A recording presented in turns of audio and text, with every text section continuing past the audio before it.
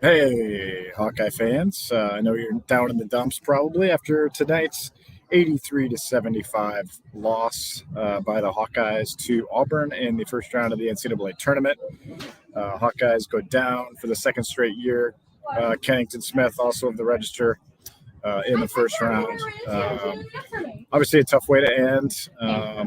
Right? And yeah, I'm in a working media room here, so sorry for the noise. I'll let you talk while they're shouting around me. Yeah, I think that it was by and large kind of the quintessential Iowa game for this season. I think it had a little bit of all of their themes in it. It had the road shooting woes, it had the cold start, it had the large deficit, it had the furious comeback. Unfortunately, just for Iowa, this was one of those comebacks that didn't result in a win. But you kind of you look at Iowa's season ending at 19-14, and I posed a question on Twitter just to the fans about where they kind of view this Iowa team in the big picture in terms of if it exceeded expectations, met expectations, or did not meet expectations. And a lot of fans chimed in as I'm looking at it now. Let me pull it up. Over 750 votes, and majority had them at meeting expectations. 49%, 40% did not meet, and 11% exceeded. I think that Iowa kind of accomplished what we thought they would at the beginning of the year, a team that would make the tournament. And if they had a favorable draw, maybe they could win a game and maybe go on a little bit of run. I did think this was, obviously a winnable game. The circumstances weren't great playing in Birmingham, but overall, just a game that you kind of come to expect from Iowa after 30 some odd games. So that's kind of how I'm reacting to it. And I'm still going through the post game videos that you're posting. It seemed like a pretty emotional locker room. Yeah, definitely. Just it's a strange thing every time you cover these guys' last game because some of these guys you've covered for 6 years. Like Connor McCaffery or and then even just Kris Murray. I mean, just think of the year we've had with him. He's been answering so many questions, and his eyes were red and with tears, and Patrick McCaffery talking about just his it was a hard year for him mentally, and he talked about that. Talked about what it's going to be like without Connor next year, and then Connor McCaffery, I thought played a great final game as a Hawkeye and left it all out there. Obviously, it came up short. But interestingly, Kennington, it was Connor's three, like at the end of the shot clock, like early in the second half, that broke the seal basically on top of the rim for the Hawkeyes. Then they kind of got hot. I mean, that's Peyton Sanford. We talked about it all week. Should he get more minutes? Well, he scored 21 points in 22 minutes. Gets 17 of them in the second half.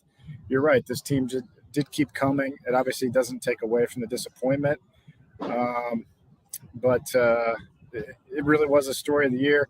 I say they probably met expectations, but obviously just because we kind of thought they were like a fringe team to make the field. I kind of thought they would be an NCAA tournament team. I thought they would do better. Like I kind of thought they might make a run, but uh, you know, probably met expectations. But the way it ended, I think, is disappointing because you go into Indiana and win by 22 points, and that ends up being the last time you win a game all season. That's hard to believe, is it not? I mean, that Yeah, was so long ago.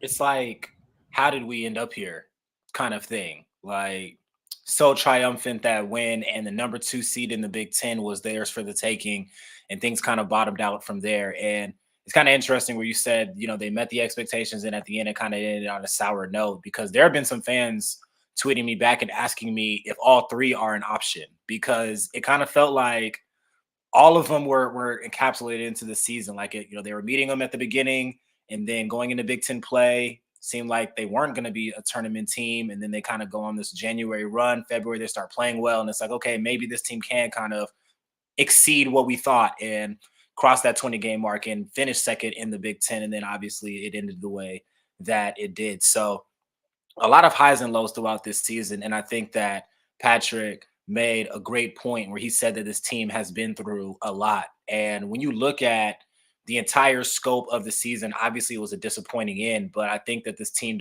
deserves a lot of credit for how they just kind of stuck together and battled throughout the season. I mean, Kris Murray, broken foot injury, missed multiple games. Connor missed the Eastern Illinois game that ended up being a loss. Obviously, Patrick was out for nearly a month. Peyton Sanford shooting slump. Tony Perkins battled nagging injuries throughout the year. Josh Agundale missed over a month of time as well. So the team had been through a lot, and there were probably very few games this year where it seemed like everybody was healthy and at full tilt, most of them early on in the year. So I do think this team deserves credit for how they've kind of battled together. I think resiliency is probably the way that I will remember this team, just a team that's kind of, been through a lot and just kind of stuck with it and, found their way into the tournament. Yeah, it's a mix, right? Everything is a mix with this team. Everything is because I don't know if you watched Peyton Sanford's video yet, but he basically said, you think back to the game before Christmas, the Eastern Illinois game. I mean, when they lost that game, none of us thought they would make. I mean, I wouldn't say didn't think they'd make the tournament for sure, but like you're starting to think what's going on, and they lose to Nebraska, lose to Penn State, 0-3 in the Big Ten. So, yeah, it was a good accomplishment to get this far, but at the same time, I understand the frustration. Yeah, and you have Luka Garza, Keegan Murray, and Kris Murray, and Joe Wieskamp throwing him in there too over a 4-year stretch, and you win one NCAA tournament game in a bubble, against Grand Canyon. That's the only first round win you got from those 4 years. Obviously, 1 year they didn't have the tournament, but still, it's disappointing to have that. And now we can talk about it now or later, but I mean, this is going to be a rebuilt team next year. It's going to be a totally new team next year. Kris Murray saying, right off the top, he's like, that's not how I wanted to go out. Later I asked him, you're definitely gone, right? And he's like, I'm just going to take a few weeks and whatever. But Fran even said in the post game, that he expects Kris to be gone. Yeah. So I think it's a foregone conclusion here, but I'm just saying, like, this is kind of the end of an era, and they did not get done what they needed to get done in March Madness, and that's going to linger with Fran McCaffery, with McCaffery brothers, with Luka, with Keegan, with Kris. None of them got them to that Sweet 16. Yeah, obviously that's the frustrating part, and it does kind of pose a question of, if not now or if not last year or a few years ago, then when? I mean, I don't know the next time that Iowa's going to have 4 NBA players on one roster like they did with Luka and the Murrays and Joe Wieskamp, or have a run of All-Americans in a row or first-team All-Big Ten players in a row. Obviously, Iowa's done well with talent development, obviously taking, these guys and turning them into great players. And Iowa has a really good recruiting class this year, but it does kind of, pose the question or the thought of missed opportunities in these last few years, especially last year with the winnable field of Richmond and Providence in that seeding. And then this one, Auburn was a winnable matchup. Obviously, Houston would have been a tough matchup, and they're battling a 16 seed right now in Northern Kentucky. So you feel like this might have been a missed opportunity as well. So I definitely understand the frustrations, and it is going to be a rebuild next year and a significant offseason, I think, for Fran McCaffery. You think about last season and the work that he tried to do in the portal to bring in a big man on the front line. They are not going to be able to afford to have the same losses on the transfer portal recruiting trail that they had last year, this year. They're losing, 3 frontline starters in the front court, the 3 best players on the team you can make the case for. And past that, there's going to be a lot of question marks about who's going to return on this team, who's going to be the number 1 player, what type of, how's the roster makeup going to look, who are they going to play through? They're going to play through the post. Are they going to be more of like a guard-oriented wing team? I mean, a lot of questions to be answered for Fran and the coaching staff in the coming months. Yeah, I mean, in the post game, Fran said, "Yeah, we got 1 scholarship left. We're going to go in the portal, but obviously, you expect there's going to be more. There's always attrition in some way, shape, or form. It is the era where you can rebuild a team very quickly. So that could be, I think you're right, Kennington. It could be the off season of the portal if Fran wants it to be. and has a few roster spots, and can attract guys that want to have a fresh start. But we will see. Let's just unpack this game just a little bit more, just since it's still pretty fresh. Peyton Sanford, 21 points, 8 of 16 from the floor. Kris Murray, just 5 of 18. It wasn't the game he wanted to have. He did get going from three a little bit late. They did a good job on him, and we wondered with Auburn's athletic defense what they would be able to do. I thought the game was very physical, but I also thought that the officiating was completely fair. I didn't see anything negative there. Philip Obracha 14, Murray 15, Connor 9, Perkins 8. Didn't have Perkins was minus 12. Fouled out, so he had a little bit of a tough game, I feel like. But I don't know what you see maybe from Iowa from afar. I'm kind of, I feel like I was trying to tighten my story a lot in the second half. So what'd you see back home? Yeah, I saw very physical play by Auburn's defense, and this was something that we talked about on the radio show, was what about Auburn was most concerning in this matchup. And for me, it was their depth and their athleticism. You look at the box score, they played 11 guys, a lot of different bodies that they threw at Kris Murray. I mean, Auburn has guys on the stat sheet who didn't score a point, but just the way that they were playing defense on Kris was significant. You could see every time he's coming off of a screen, there was very little separation between him and an Auburn defender. Every time he grabbed the ball, there was somebody there and held defense, double teaming, triple teaming, surrounding him. There wasn't a lot of movement on Iowa's side in the half court to kind of free him up. I think that he was getting a little bit frustrated with the physical play, and maybe there were some calls that he thought, should have been called that weren't called, and kind of took him out of the game a little bit. It didn't help that Iowa wasn't able to shoot the ball well in the first half. And a point that you brought up in your Sanford column about wanting to put him into the lineup is if the backcourt is not scoring, all that does is allow for opposing teams to put even more focus on Kris. And that's exactly how it played out, especially in the first half. Aaron Eulis went scoreless for the majority of the game. Like you said, Connor had 9, but really wasn't attempting many outside shots. Tony 4 of 12. There just wasn't a lot of space on the court. And when you're allowed to, as a defense athletic as them, kind of clamp down in the post, like put a lot of bodies on Kris, then it's going to make things tough for Iowa's offense. I think that the emergence of Sanford obviously opened things up more in the second half. You saw Kris being able to get a few more open shots, and some looks started to fall from him. But that's really what I saw from Auburn's defense. I mean, Philip had 14 to 7. I think that's a really impressive stat line considering who he went up against in Broome, who was dominant today with his double-double. He had several blocks, a lot of them on, 5 blocks. Tony, 3 of them on Tony, I believe, who was trying to be aggressive and drive to the hoop when things weren't falling from outside. But, Broome was there as an eraser inside. So the fact that Philip was able to get 14 to 7, I believe, on 5 of 9 shooting is an impressive feat from him. But overall, Auburn was just more physical. It seemed like the athleticism defensively was kind of overwhelming for Iowa a little bit. And that was kind of the difference, I feel like, in, Iowa's offensive execution versus Auburn's defense. Yeah, 4 of those 5 blocks actually were on Tony Perkins. So kind of crazy. It's tough. It's a tough day when a guard gets blocked 4 times by a center. Let's go one last topic here, Kennington, and it was one that I think privately, I don't think Iowa was super happy that they had to play basically a road game here. Now, again, private, they are not making excuses 100%.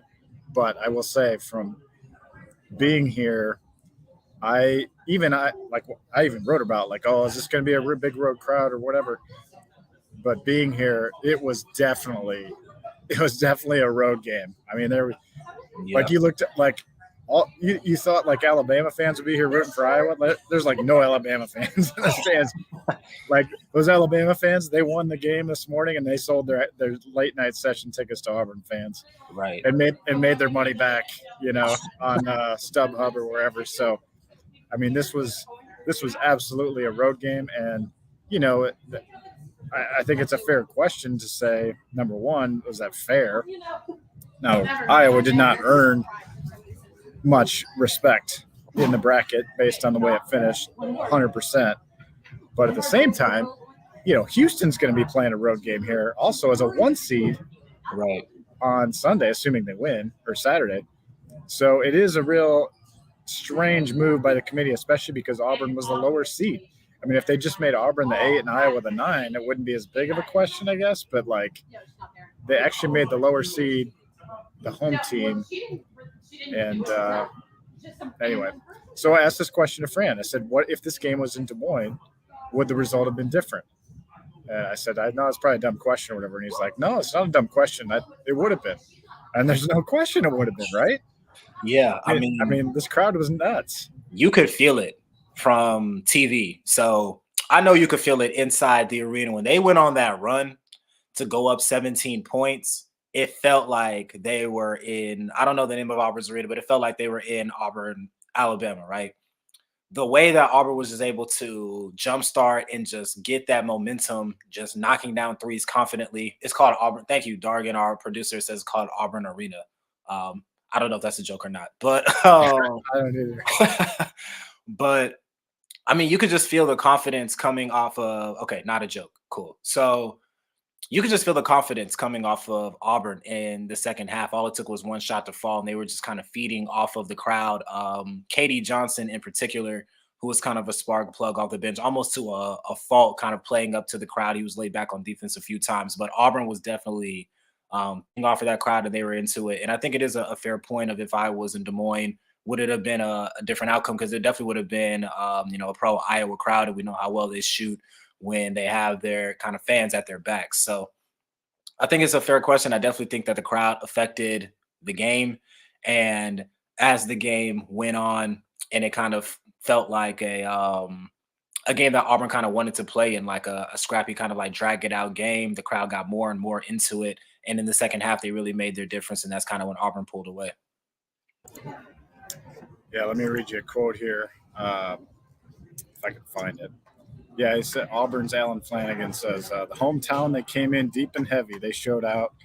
They was loud and rowdy all game. Felt like a home game for us. So there you have it from the Auburn players. And their home arena only seats 9,000. I just looked it up. So this was actually like twice the size almost of their usual crowd. So, and again, it was full house and very loud. Again, Iowa players not making excuses, but I'm just pointing out the fact that it was a partial environment for sure for a 9 seed in a tournament. That's all I got, man. Thanks for joining me on the podcast. I got more writing to do, so stay tuned for my column probably in the morning, I guess. But once you give the final word here, Kennington, I'll sign off. Chad Leistikow, Kennington, you take it out. Take it out, man. Thanks for a great. Hey, by the way, thanks for a great season together. Yeah, man. Thanks for picking me up when I was injured. We go through this together too, and it's always sad when it's over, just because it'd be fun to cover a Sweet 16 once in my life or Final Four, but anyway, just wanted to say thanks before I let it go. So you take it from here, man, and take us out. Yeah, for sure. Thank you for all of that. And, year 2 is in the books, like football and basketball. So this is year 2 for us. So overall, really interesting season to cover. A lot of different storylines throughout the year, the ebbs and flows, and just kind of like riding the highs and lows in a way with the team was something that was notable. I think for me, usually when we kind of do these like takeouts, I always seem to like look down the road in more big picture. And I just think that this loss brings Iowa into a really interesting point in their basketball trajectory, where they're kind of in this place where they are a very good team, a solid team that's going to make the tournament, but you kind of wonder, when are they going to hit that next gear and become a second weekend type of team? It's a bit of an end of an era with the players who have been in the program for several years, and now there's an opportunity to kind of bring in a new era, and maybe that is jump-started by some players who are currently on other teams or just entered into the portal. So even though it's about to be the offseason for basketball, I definitely think the interest and the intrigue around the team is only going to increase. So for that reason, I'm really kind of excited to see what Fran and the coaching staff do with this team going into the offseason and what type of team they'll field next year. Thanks again. Iowa wrestlers 5 into the quarterfinals. Stay tuned for them. And I know you and Dargan got the women tomorrow at Carver Hawkeye while I try to make my way back. So we'll talk to you guys soon. Talk to you soon, Kennington. Mm-hmm. Thanks to our listeners for joining us. Good night.